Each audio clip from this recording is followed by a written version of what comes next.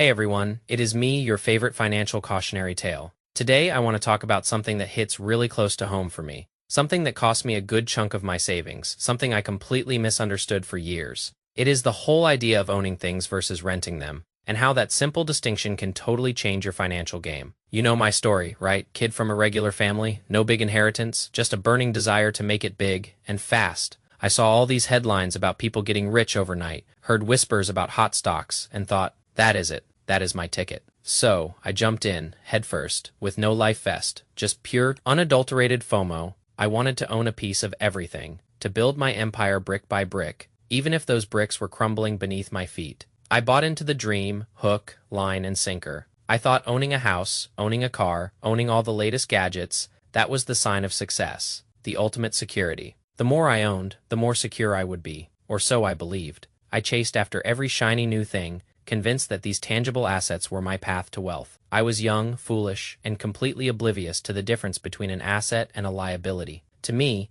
if I could touch it, it was an asset. Oh, how wrong I was. I lost money on short-term trades, got suckered into scams that promised high returns, went all in on investments without understanding the risks, and let my emotions drive every single decision. Every time I thought I was buying into security, I was actually buying into a deeper hole. It was like I was building a sandcastle on a stormy beach, constantly trying to accumulate more sand, only for the waves to wash it all away. I poured my hard-earned savings, the money I had painstakingly saved up from odd jobs and entry-level salaries, into this bottomless pit of supposed ownership. The more I tried to own, the less I actually had. It was a brutal, humbling, and incredibly expensive lesson. I hit rock bottom, financially speaking. Of course, my confidence was shot, my bank account was drained, and I felt like a complete idiot. But that is where the real learning began. I realized that my entire approach to money, to investment, to what it meant to be rich, was fundamentally flawed. I had been chasing after the wrong things, guided by a toxic mix of societal pressure and a desperate desire for quick wealth. I decided to strip everything back,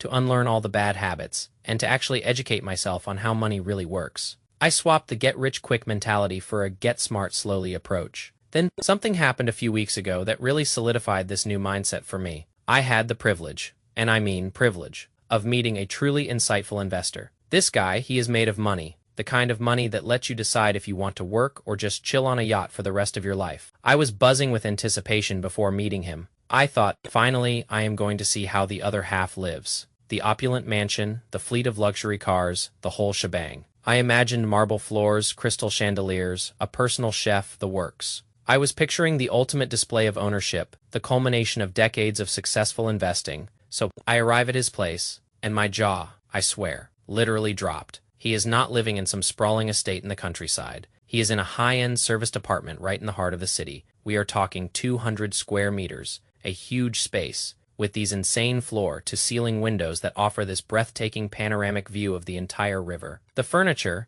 it is beautiful, really tasteful, but there is not much of it. It is minimalist, clean, makes the whole space feel so open and uncluttered. It was elegant, sophisticated, and completely devoid of the kind of stuff I had expected. The biggest shocker, though, the one that really made me question everything I thought I knew, was when he casually mentioned that this amazing apartment with its $1,000,000 view was rented. Rented. My brain immediately went into overdrive. I started doing the mental math. This place must cost a fortune in rent. Let us say $50,000 a month, just a guess, right? That is $600,000 a year. Over 10 years, that is $6 million. This apartment, to buy it outright, would easily be $20 million, maybe more, in this prime location. So, I, with my typical own-everything conditioning, blurted out, wait, you spend $6 million renting for 10 years, and at the end of it, the apartment is still not yours. If you bought it for $20 million, lived in it for 10 years, it would still be yours, and it would probably have appreciated in value. Aren't you essentially just working to pay someone else's mortgage?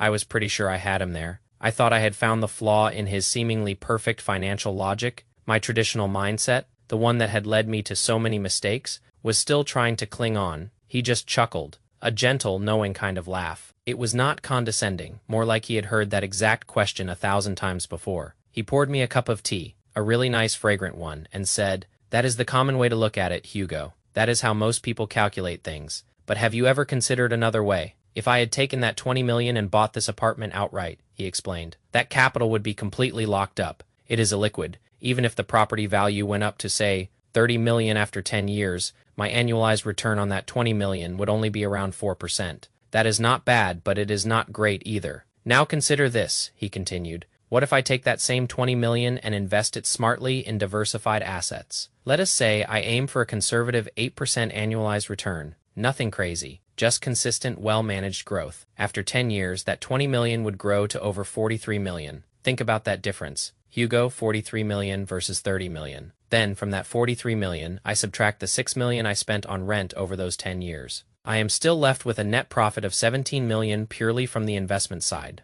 On top of having lived comfortably in this amazing apartment for a decade. The house might be someone else's, but the money, the wealth, that is firmly mine. Money in my hands has the potential to grow, to generate more money. Money tied up in a physical asset, like a house, that is just sitting there, not actively working for you, that is dead capital. He then gestured towards the street below, where a sleek, modern business van was parked. That car down there, it is also a long-term rental. The driver, he is not an employee, he is a contractor, a service I lease. Even the artwork on these walls. He pointed to a few striking pieces. Many of them are from art leasing companies. They get rotated every 6 months. Fresh art, no commitment, no depreciation, just pure enjoyment. I was speechless. My brain was trying to process all of this. A man with so much wealth, renting his home, renting his car, even renting his art. What did he actually own then? It felt so counterintuitive to everything I had been taught, everything I had internalized about accumulating wealth and possessions. This was completely alien to my own everything mentality. He seemed to sense my confusion. He leaned back, took a sip of his tea, and said, Hugo, the biggest trap for most people, especially young people like you, is the desire to own, to possess. They work tirelessly, sacrificing their time and energy to accumulate things. Houses, cars, all sorts of tangible items they can see and touch. They convince themselves these are assets, that these possessions equate to security and status. But here is the brutal truth, he stated, his voice calm but firm. In the eyes of someone who truly understands wealth, if those things do not have liquidity, if they do not actively generate cash flow, they are not assets. They are liabilities. They are not security. They are shackles, they tie you down, they drain your resources, they lock you into a certain lifestyle and location. He then said something that cut me to the core, something that resonated deeply with all my past financial blunders. Most people, Hugo, spend their entire lives paying for ownership. They take out massive mortgages to buy homes, effectively working for the bank for 30 years. They take out car loans, also working for the bank. You believe you own these things, but in reality, they own you. They dictate your choices, they limit your freedom, they become your masters. His principle, he explained, is simple and unyielding. If I can rent it, I will not buy it. This applies to his home, his vehicles, his furniture, even his professional teams. He does not employ a huge staff, he outsources, he leases talent. I asked him, so, what do you do then, if you are not busy buying and managing all these things? What is your role? He smiled. I do only one thing, Hugo, I make decisions. I analyze trends, I identify promising sectors, I allocate resources, the actual execution, the day-to-day operations, the specialized tasks. I entrust all of that to professionals. I rent their time, I rent their abilities, I rent their experience, I leverage their expertise without the overhead and commitment of full ownership. He then dropped another gem, a truly classic insight. The most valuable luxury in this world, Hugo, is not a grand house, it is not a fancy car, it is not even a private jet. The most expensive luxury is flexibility. If you pour all your capital, all your resources, all your energy into owning things, you lose that precious flexibility. Imagine this, he continued. You want to move to a new city for a better opportunity, but your house is not selling, or the market is down. You are stuck. You want to shift your investment strategy, perhaps move into a new burgeoning sector, but all your cash is tied up in illiquid assets. Your cash flow is choked. You are not free to pivot. You are bound, not by choice, but by your possessions. You are literally imprisoned by what you thought would liberate you. Towards the end of our conversation, he shifted to talk about personal growth, a topic that I am equally passionate about. He observed that many people lead exhausting lives because they insist on doing everything themselves, on knowing everything themselves. You must remember, Hugo, he emphasized, your time and your energy are finite resources. You do not need to learn every skill, master every trade. Instead, focus on knowing who can do it, and then, at the right price, lease their skills. He used a perfect analogy. If you want to build a skyscraper, do you personally fire the bricks and lay every single one of them yourself, or do you hire a professional construction company? The answer seems obvious in that context, right? But in our daily lives, when it comes to our personal finances and our careers, so many people insist on trying to make every single brick themselves. They burn out, they waste precious time, they limit their potential, As he walked me to the door, he left me with a final thought, one that has been rattling around in my head ever since. Life itself, Hugo, is essentially a grand lease. You are not just renting a home or a car, you are renting time. You are renting opportunities. You are renting life itself. We come into this world with nothing, and we leave with nothing. What we call owning is just borrowing from the world for a while. Since it is all borrowed anyway, he concluded with a wry smile, why be so possessive? If it works for you, enjoy it for a few more years. If it does not, return it early. When you truly grasp this concept, you will realize that many things are simply not worth fighting tooth and nail to own. On my journey home, I kept replaying that calculation, that stark difference. 20 million to buy a house, becoming 30 million in 10 years. 20 million invested,